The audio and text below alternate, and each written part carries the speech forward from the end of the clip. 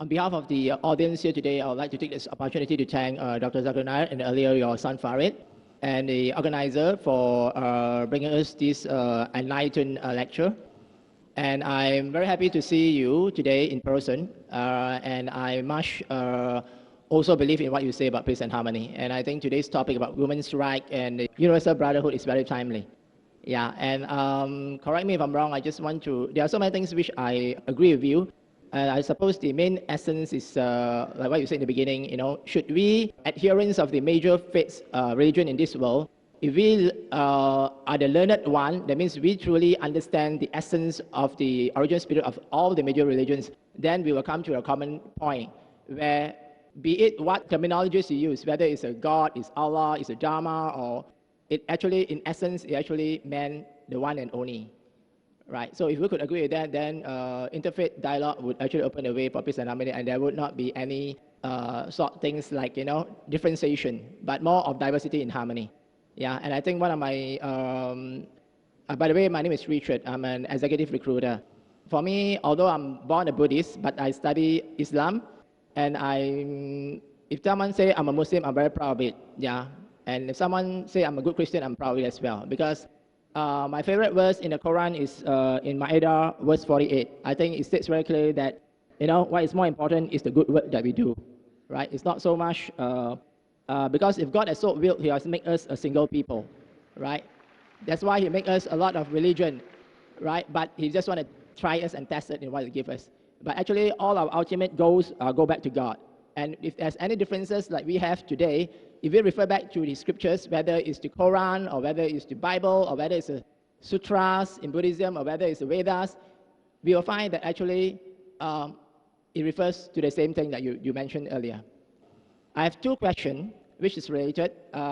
First is regards the women's right. I think about interfaith marriage actually. If from the Quran, correct me if I'm wrong, I think one of the verses is Ma'idah verse 5, where it stated that lawful to you in marriage are actually the believers or the chaste women of the people of the book, right? But of course, that will depend on whether you take the literal interpretation or you take the tafsir Maqasidi, either usuli or Maqasidi. If you take the literal, of course, some people would actually come to the conclusions which is actually upheld by many of the majority of the Muslim government today, right? States that the Muslim man is allowed to marry women of the people of the book, but not vice versa, right? Because if literally it states only the chaste woman, it never said the chaste men, right? If you look literal approach. But if you look at the Maqasidi approach, which is the spirit of the law, and just now you talk about equality of the woman, and we know that we have to look at the language of the day, because those days, like we mentioned, mankind. Mankind refers to both men and women. Just the same thing we mentioned chairman. It actually can be a woman. That's why today we rather use humankind and chairperson. So, and because of the culture that day, of that time, most time is addressed to the male, but it meant the women as well. So if we were to interpret in that way, it would also suggest or meant to say that actually the women should be allowed to marry the men of the people of the book. So now the contention is, what is the definition of people of the book, right? So of course, a lot of government, including in Malaysia here, I suppose they take quite the strict interpretation, so much so that they claim there's no such thing as a pure people of the book.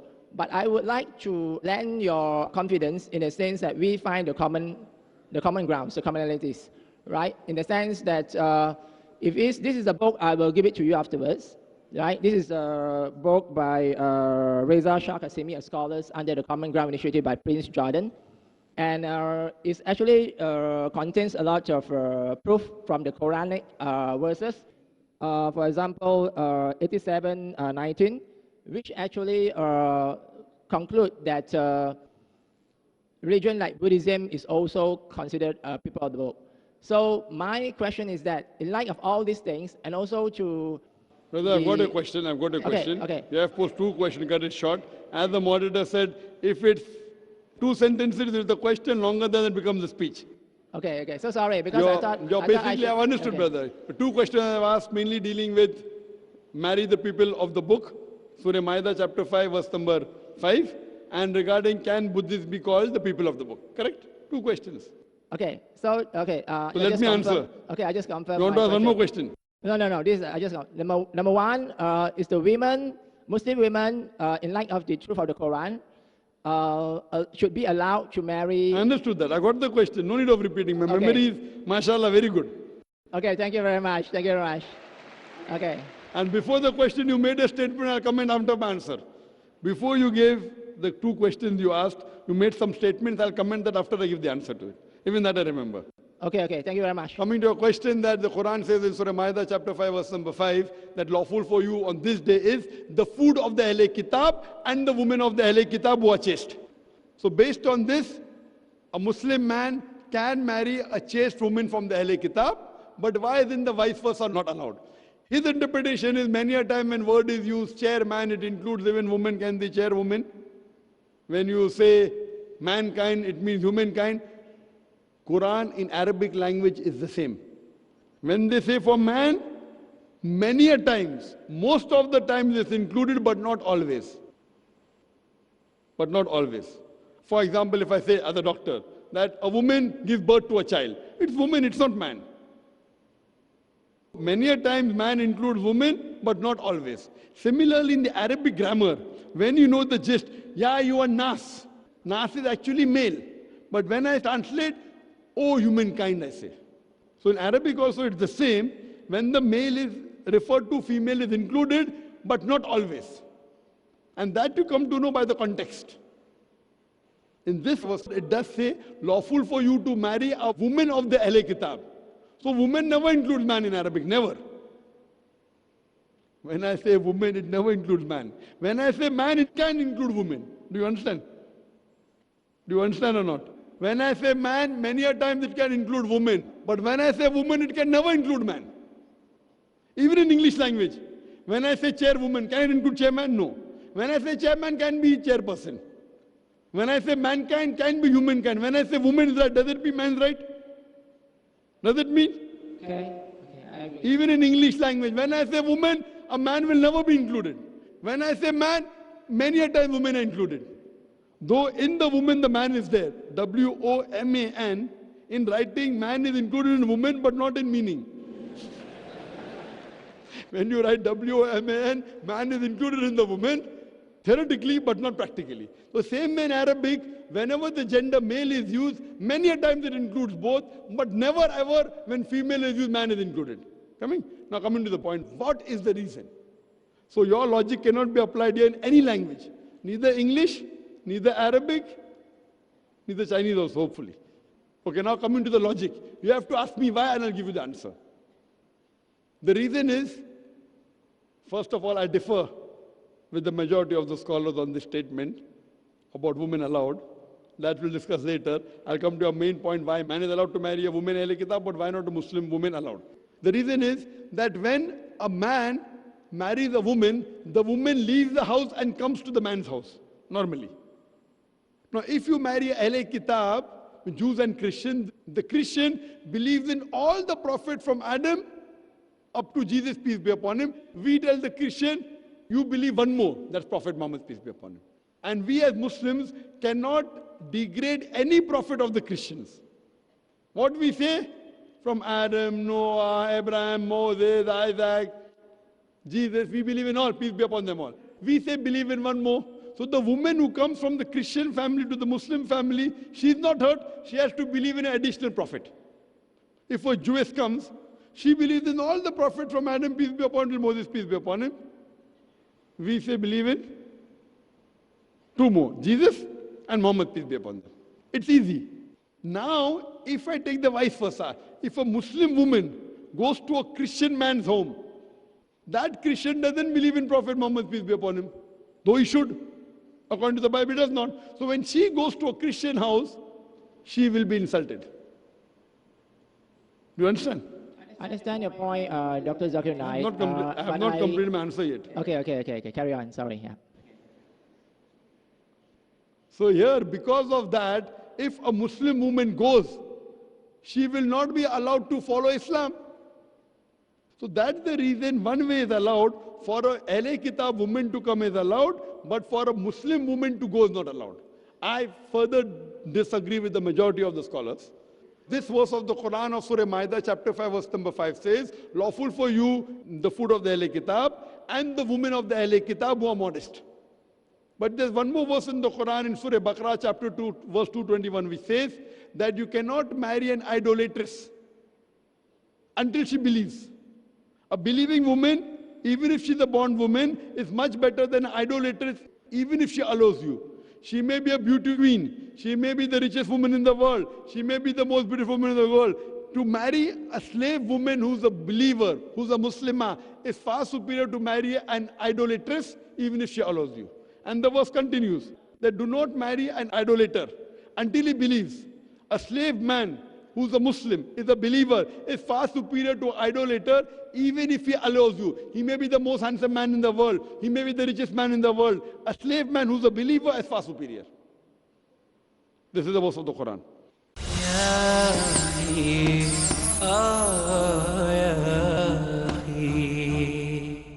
Now one more verse of the Quran of Surah Ma'idah, chapter number 5, verse number 72 says, لَقَدْ كَفْرَ الَّذِينَ قَالُوا. They are doing kufr. Those who say that Jesus, son of Mary, is Allah. They are doing kufr.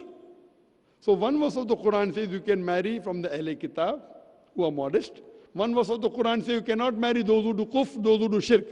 Another verse of the Quran says, Surah Ma'idah chapter 5, verse 72-73, that they are doing kufr. Those who say Jesus, son of Mary, is Almighty God. Based on this, you cannot marry a Ahle Kitab girl who says that Jesus is God. Who can you marry? The answer is given in Surah Al-Imran, chapter 3, verse 110. Kuntum khaira ummatin ukhrijat lin-nas ta'muruna bil ma'ruf wa tanhauna 'anil munkar wa tu'minuna billah. It says that, O ye Muslims, they are the best of people evolved for mankind. Enjoy what is good and forbid what is wrong and believe in Allah. And the verse continues. وَلَوْ آمَنَ أَهْلَ الْكِتَابِ لَكَانَ خَيْرًا لَهُمْ مِنْهُمُ الْمُؤْمِنُونَ وَأَكْثَرُهُمُ الْفَاسِقُونَ. If the people of the book had faith, it would have been better for them. Among the Ahle Kitab, there are some who are believers, who are mu'min. وَأَكْثَرُهُمُ الْفَاسِقُونَ. But the majority of fasik people are transgressors. So according to me, there cannot be a contradiction in the Quran. When the Quran says you can marry women from the Ahle Kitab, one verse says you cannot marry those who do shirk, who associate partners with God. One verse says that those who say Jesus is God are doing shirk. But one verse says, there are among Ahle Kitab who are mu'min. That means today there are certain Christians, they are called Unitarian, not Trinitarian. Majority of the Christians are Trinitarian, they believe in triune God, which is not allowed in Quran. وَلَا تَقُلُوا ثَلَاثَةً. Don't say Trinity. إِنْتَوْ خَيْرٌ لَكُمْ. They say stop is better for you. Surah Nisa, chapter number 4, verse number 171. According to me, you can only marry those chaste girls who are Jews and Christian, who don't do shirk, who don't believe Jesus is God and believe in one true God. Not any Mary, Sheila, anyone. So I differ with the majority because I am a student of comparative religion. The majority of the scholars say you can marry any girl from Ahle Kitab. I say no, you can only marry that Ahle Kitab who's a mu'min. Otherwise there will be a contradiction. So I believe only those Ahle Kitab, those girls, those women who believe in one God and don't believe Jesus is God. So based on that, I differ. And as I told you, does allow a man to marry a Ahle Kitab who believes in one God, but does not allow the vice versa, because that girl, when she goes to a Christian or a Jewish house, the Prophet Muhammad Sallallahu Alaihi Wasallam will be degraded. They don't believe in it. So how can you continue? You can't continue having a vehicle, one tire of a tractor and one of a bicycle. Coming to your question that you posed earlier, that I am happy to say I'm a Muslim, I'm happy to say I'm a Christian. It sounds good. But for a person who has knowledge, it sounds contradictory. See, when I said, if Christian means following the teachings of Jesus Christ, I am more Christian than the Christian themselves. But normal terminology of Christian means a person who worships Christ. Correct? The normal terminology, majority of the Christians, they say that Jesus is God. So you say I'm a Muslim, I'm a Christian, it contradicts. The moment you say Jesus is God, you can't be a Muslim. So that's the reason when you use words, if you know what does it mean. If you say Christian means following teachings of Christ, that means you're a Muslim only. But if you say Christian means the person who worships Christ, you can never be a Muslim. You can't say, I have got 10 rupees and then tomorrow you will say that I've got more than 100 rupees. I meant the original spirit. I don't believe Jesus is the Son of God. Correct. That means you're not like a normal Christian. Very good. Then if you say you're a Muslim, I can accept you. Very good. That's the reason when you do comparative religion, I'm very careful. When I say I'm a Hindu, geographically I'm a Hindu. At the same time I say, if you say Hindu is a person who do idol worship, I'm not a Hindu. I make it clear. I don't try and butter everyone. You understand? So same way if you say you're a Muslim, Muslim means a person who submits his will to God, who believes there's one God, who believes that God has got no image, who does not believe in idol worship, and who believes Prophet Muhammad is the last and final messenger. Brother, do you believe there's one God? Yes. Do you believe God has got no image? Yes. Do you believe idol worship is wrong? Yes. Do you believe Prophet Muhammad is the last and final messenger? I mean, according to the Quran, it states so. Yes. So I Do you believe believe? in that standpoint, I believe. Allah, so if you believe that God is one, and if you believe idol worship is wrong, and if you believe that Prophet Muhammad is the messenger of God, then you're a Muslim. Then you qualify to be a Muslim. You can become more and more practicing later on. But if you agree with the basic, these two things are basic, required for a person to enter Islam.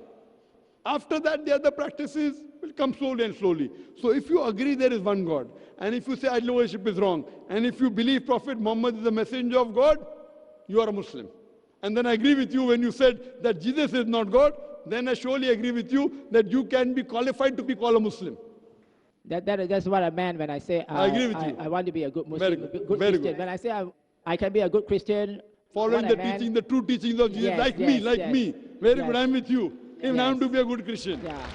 What I meant, that is why I take the trouble to go into some background just to clarify that, we have to encourage everyone to go back Correct. to the original spirit and the truth Correct. of all the religious texts. Brother, would not the majority of what the followers Very think good, or very believe. good. If Because you the want, majority very good, I agree with you. think incorrectly. I agree with you. Majority Yeah. is not always right. I agree with you. You have to follow the scripture, not the church. Yes. Brother, now what you said in English, that I'm a Muslim, etc. Would you like to say it in Arabic? No. Would you like to say it in Arabic that there's one God and Prophet Muhammad is the messenger of God? No.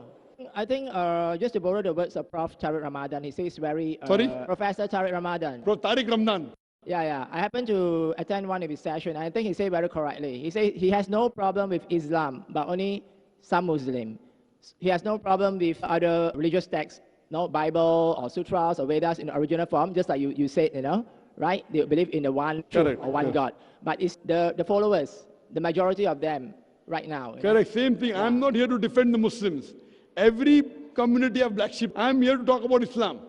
And when you want to follow Islam, don't look at the Muslim, look at the Quran. Yes, What correct. I'm asking you, that once you believe there is one God, and you believe that idol worship is wrong, and you believe that Prophet Muhammad is a messenger of God, this is basic to gain entry into the school. Entry into the school first standard. Then you may become second, third, fourth later on. What I'm asking you, would you like to admit yourself to the school of Islam? Dr. Zakir Naik, based on verse 48 Ma'idah, I think Allah or God has made it so clear that it is not His will. He said, if I had so will, I'll make you a single people, but that's not His plan. So in other words, Allah knows best, and No, that's not his all-knowing plan. does not want... That verse of the Quran, if he wanted, he could have made everyone believe, then where is the test? If the teacher says, if I want, I can pass everyone, then no one will study. So Allah is telling, for him to make everyone believe is very easy. But because this is the test, as I quoted the verse of Surah Mulk, chapter 67, verse number 2, Allazi khalaqal mawta wal hayata. It is Allah who has created death and life to test which of you is good indeed. If he makes everyone believe, then where is the test? He's already created that creation, the angels. The angels always follow Almighty God. But the human beings, with giving a free will, if they follow Allah's commandment, they are superior to the angels. If after free will they disobey, then they go lower than the angels. In this aspect, I would rather interpret this passage as a differentiation between the people of the book and the mushrikuns. That means the idolaters. I haven't come to your second question yet, people of the book. Okay. Your question of people of the book, I haven't come to it yet. Yeah. That's your second question. I Okay. answered your first question, and I've given comments on what you spoke before asking the question. The people of the book, I haven't come to it yet. Okay. Can I just sum up on two common points that we share in common? Number one, I think you agree that most of the time, if not all the time, when Quran or any other text that we see, in those culture, language culture, even today, when you talk about the man, it will also include the women, right? But that answer I gave you now, brother. Yeah. Again, you're coming back to the same question. Did you forget my answer? No. I agree. I just want to confirm. But when you say woman, the man is not included. I mean, allow me to go a little bit further. I have not answered your second question. You're asking me a third question. Because the moderator told one question at a time. First, you gave a speech which I had to comment on. Then you asked first question. Then you asked second question. I have not answered the second question. You're asking me third question. Dr. Zakir, please Brother, I would love don't get me wrong. I'm not getting you wrong. I'm getting you right. But the moderator said one question at a time. Go behind the queue. I will answer your second question. I would love to answer. I'll be here. Even if everyone goes, I'll be here. I promise you. Yeah, thank you so much. But let me answer your second question. You can go behind the other non-Muslim. I will be here. I will not leave. By the first question, can I yet have to answer the second question of yours. Oh, but... So don't you want the answer for that? Oh. Are the Buddhist Ahle Kitab?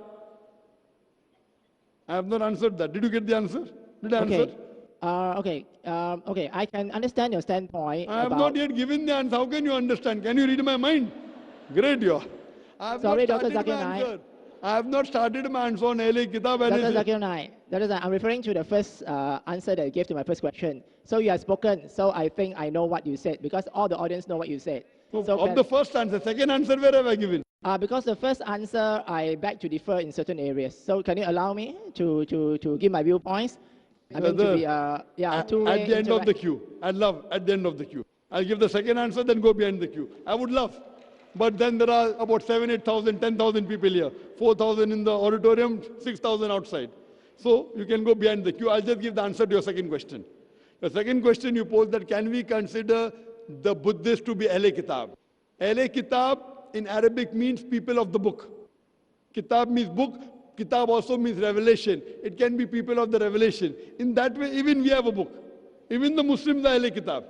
But the terminology used in the Quran, Ahle Kitab specifically refers to Jews and Christians and no one else. Ahle Kitab is a word meaning people of the book, but in context of the Quran, it only refers to Jews and Christians. We have many prophets, but when the Quran says, "O prophet, tell your wives and the believing women," it means only one prophet, Prophet Muhammad, peace be upon him. So if you know the language, you can understand that when the Quran says, "Oh prophet, do this," it is only referring to the last and final prophet Muhammad and not the earlier prophets. Similarly, Ahle Kitab means people of the book. Even Muslims are people of the book in definition. But when Quran says Ahle Kitab, it does not refer to Muslims. It only refers to Jews and Christians. So at the time of the Prophet, this idiom, Ahle Kitab, was only used for Jews and Christians, no one else. There are many other people who have got revelation. There are many other religions which have got book. But in the Quran, it refers to only Jews and Christians, no one else. It's very clear cut. If you know, Depends, Dr. Zakir Naik, because if you read the commentary by our learned Prof. Hashim Kamali. Forget about commentary, I'm talking about the text. I'm talking about the text, you're talking about commentary. It depends how you interpret, whether you interpret it using the literal or using the maqasid. I'm giving the interpretation of the Quran. If you say, "Ya Ahle Kitab, come to common term," that means, "Oh Muslim, come to common term." What does it mean? If I say you can marry a woman from the Ahle Kitab are Muslims also. So that means you cannot marry a man from Ahle Kitab. Man is Muslim also. So that's the reason. If I use your logic, there will be contradiction in the Quran. So which commentary you're following, I don't know. The commentary should match with the text of the Quran. If the commentary doesn't match with the text of the Quran and gives you a different meaning, you reject that commentary. This is my answer for the next question. You can go behind the queue. Okay, before I go, just the last. Please go behind the queue, please. Please go behind the queue. I will inshallah answer. I will stay here. As long as you stay, I will stay here. Okay, I'll stay till morning also. Till morning. Okay, we have a private session afterwards. Not private, stand behind the queue. जी दोस्तों, जैसे कि आप लोगों ने आज की video देखी है, जैसे कि इस बंदे की भी आप लोगों ने बातें सुनी हैं और डॉक्टर साहब की भी बातें आप लोगों ने सुनी हैं। माशाल्लाह डॉक्टर साहब ने बहुत अच्छे तरीके से जवाब दिया है। इस बंदे का ये कहना है, अगर कोई मुझे मुस्लिम कहूँ कि तो मैं कहूँगा हाँ मैं मुस्लिम हूँ, अगर कोई मुझे ईसाई कहे तो हाँ मैं ईसाई हूँ। असल में बुद्ध मत हूँ, बुद्ध मज़हब से जो है वो मैं ताल्लुक़ रखता हूँ। तो अल्लाह ताला ने ये सब जितने भी ये मज़ाहिब है ये इंसान के इम्तिहान के लिए बनाए हैं। असल में अल्लाह ताला इंसान को चेक कर रहा है, इसमें जो सही बातें हैं, जो ठीक बातें हैं, वो हमें करनी चाहिए। हमें इन मज़हब के उलझनों से क्या मिलता है कि हम एक मज़हब से लड़ते हैं, दूसरे मज़हब से लड़ते हैं। हमें कुरान मजीद के वो एक आयत है, जो भी मुसलमान एक अच्छा काम करता है वो इसके लिए आगे काम आएगा। तो डॉक्टर साहब ने बहुत बेहतरीन जवाब दिए हैं इसको, और जैसे कि आप लोगों ने वीडियो देखी है, तो दोस्तों उम्मीद करता हूँ कि वीडियो आपको पसंद भी आई होगी। अगर वीडियो पसंद आई हो तो अपनी कीमती राय हमारे साथ ज़रूर शेयर करें। अस्सलाम।